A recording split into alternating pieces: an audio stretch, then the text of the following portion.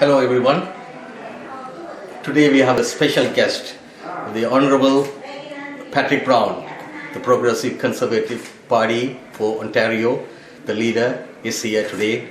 And hello, how are you?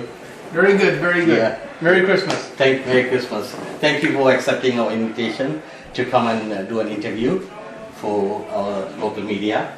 And we have young two guests here going to do the interview.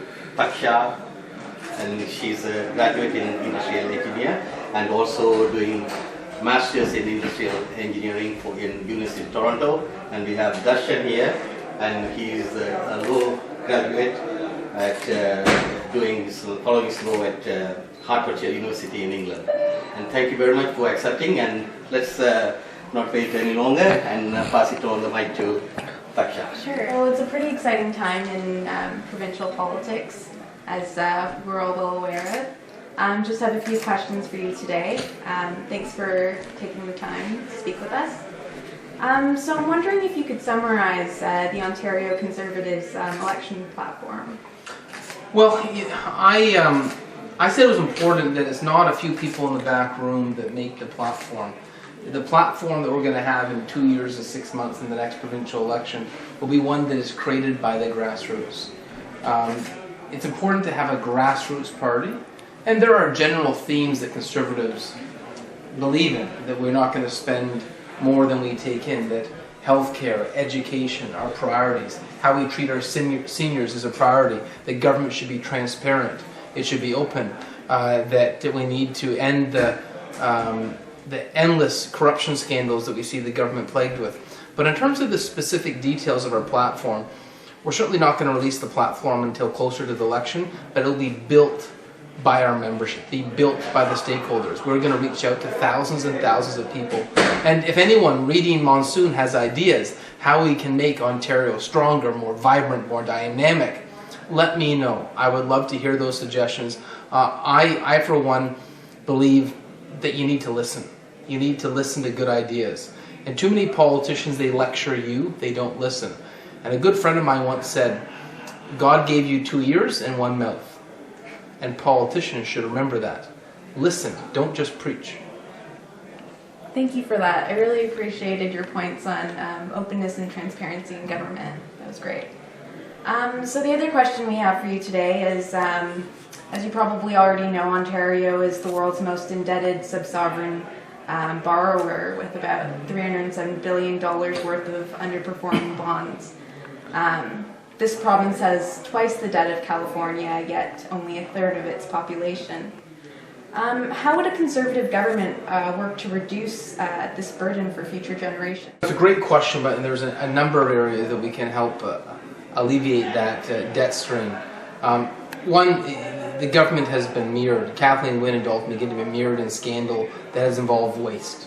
The Auditor General said the energy contracts alone, you saw $9.2 billion in waste. The gas plant, $1 billion. The smart meters, $2 billion. E-health, $1 billion. The orange scandal, $1 billion. You know, frankly, we wouldn't be in a debt if it wasn't for all this corruption and scandal. But moving beyond that, you know, we can't simply solely point to the Liberals and their incompetence. We have to say what we are going to do as Progressive Conservatives to create prosperity in Ontario.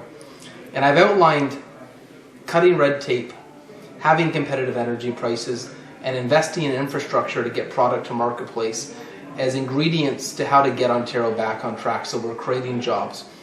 But one immediate opportunity is on the skills mismatch. The Conference Board of Canada said that right now we lose $3.7 billion a year on provincial income tax for jobs that are available in Ontario that we're not filling. You know, for example, last year we graduated 9,000 teachers for 5,000 teaching positions. We're graduating people for jobs that don't exist. Let's graduate people for the jobs that our market actually needs. And that's something that I put a lot of emphasis on. So to, I guess, add to or speak to one of your solutions, which was creating more competitive energy prices for the province, I'd like to speak about Bonnie Lysyc's recent revelation that the Ontario Liberals mismanaged energy to the tune of $37 billion,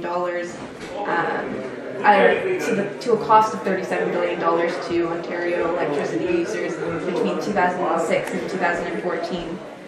So what do you think of the Ontario Liberals' plan to impose a cap-and-trade system in order to curb greenhouse gas emissions? And to add to that, what would a Conservative government do about climate change? There, on the first on energy, the Auditor General's report was an indictment on their energy policy. It said this government intervened, ignored experts, and it cost everyone more. So to break down that $37 billion, it's $12,000 per person. Because of their incompetence, because of Kathleen Wynne and Dolph McGuinty's incompetence, you're going to pay $12,000 more over a period of time that their interventions will affect the marketplace. We can't have that. It's absolutely unacceptable. We continue to have a massive surplus, and we're actually selling energy for less than it costs to produce, which is just, you can't even comprehend the lunacy of that. In terms of climate change, I'm certainly not a climate skeptic. I believe that climate change is a real concern and that governments need to work together to combat it. What my worry with Kathleen Wynne's plan is there's no details. It appears just to be a revenue grab. I challenge the Premier, make it revenue neutral, that it will go back into helping industries fight greenhouse gas growth. It will go to help curb climate change, and the government has evaded that challenge.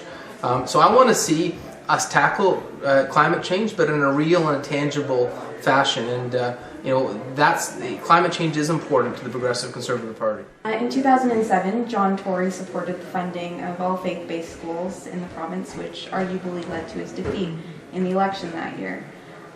If you were asked to speak on this issue, what solution would you propose? Support faith-based funding. I thought that was a mistake that John Tory ran on. I think he recognized that afterwards and said so.